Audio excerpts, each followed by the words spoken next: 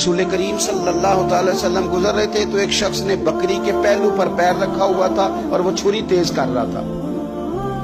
यानी बकरी को उसने गिराया हुआ है, लिटाया हुआ है और पहलू पर पैर रखा हुआ है और साथ साथ वो छुरी तेज कर रहा है। तो नबी पाक सल्लल्लाहु अलैहि वसल्लम ने क्या खूबसूरत बात इरशाद फरमाई।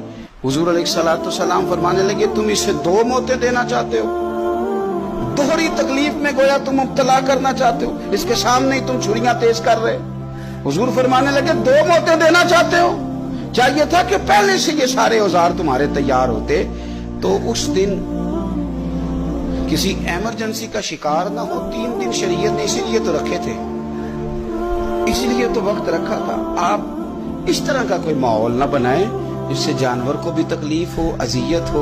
मैंने कहा कि मेरे करीम फरमाते हैं, रब ने हर चीज पर एहसान करना फर्ज किया।